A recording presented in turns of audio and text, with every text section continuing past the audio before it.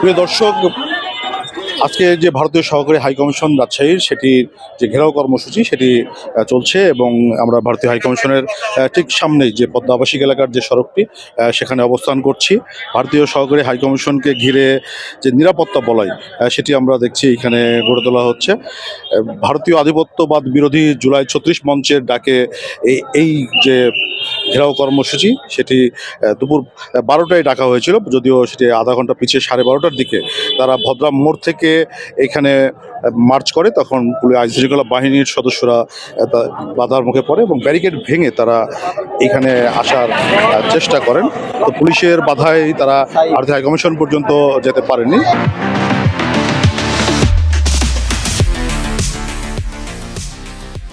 আমরা যদি একটু দেখাই যে এখানে আইনশৃঙ্খলা বাহিনীর যে কঠোর অবস্থান, তারা এখানে অবস্থান নিচ্ছেন এবং এই ভারতীয় হাইকমিশনের যে সড়কটি আছে সেখানে তারা আছেন।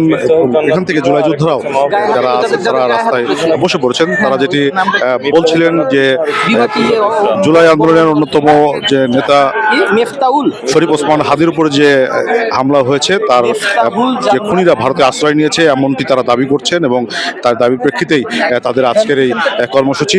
আমরা একটু জানতে চাই, আপনার সঙ্গে একটু কথা বলতে চাই, আপনাদের এই কর্মসূচি কেন এবং আপনাদের দাবি কি? আজকে যে ইন্ডিয়ান হাইকমিশন ঘেরাও কর্মসূচি দিয়েছে বিপ্লবী ছাত্র জনতারা, ওটার পরিপ্রেক্ষিতেই আজকে তারা এই অবস্থান নিয়েছে। আমরা সামাজিক যোগাযোগ মাধ্যমে দেখেছি যে তাদের উপরে নাকি হামলা করা হয়েছে। এমন তথ্যের ভিত্তিতে আমরা এখানে এসে আমাদের যে প্রধানমন্ত্রী ছিল শেখ হাসিনা, সেও তাদের তার সেফটি সিকিউরিটির জন্য আমাদেরকে অনেক আটকাইছিল, কিন্তু সেই আটকানোটা আসলে তার কার্যকর হয়নি। আমরা থেমে থাকিনি, আমরা সেই সময় আন্দোলন করে সংগ্রাম করে তাকে আমরা তাকে বের করেছি এবং আমরা এটাও মনে করি যে আগামীতে যদি আমরা কোনো কিছু করতে যাই, আমাদেরকে মানুষ যতই আটকাক আমরা সেখানে আটকাবো না। আমরা আমাদের সংগ্রাম চালিয়ে যাবো, আমাদের আন্দোলন চালিয়ে যাবো এবং আমাদের সফলতা আমরা নিশ্চিত করতে পারবো।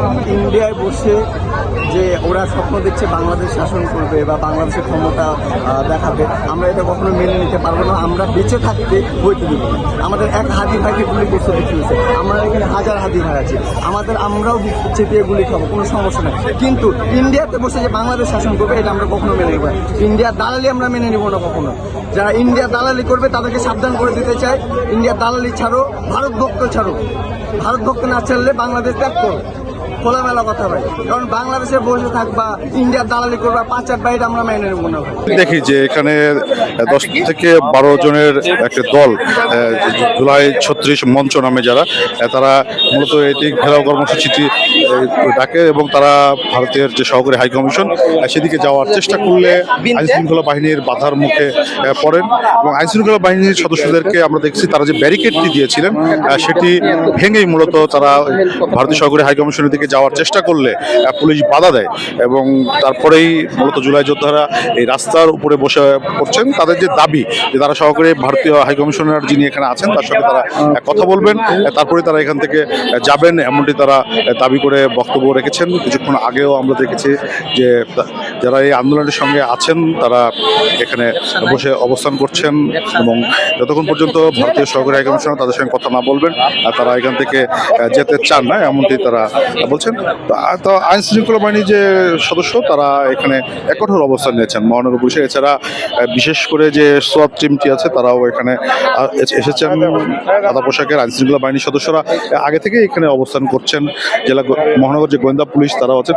বলা যায় যে ভদ্রার মোড় থেকে ভারতীয় সহকারী হাইকমিশনের যে সড়কটি আছে পদ্মা আবাসিক এলাকার ১ নম্বর সড়ক, সেটি পুরো আইন শৃঙ্খলা বাহিনীর সদস্যরা কর্ডন করে রেখেছে এবং ব্যাপক নিরাপত্তা বলয় গড়ে তুলেছে।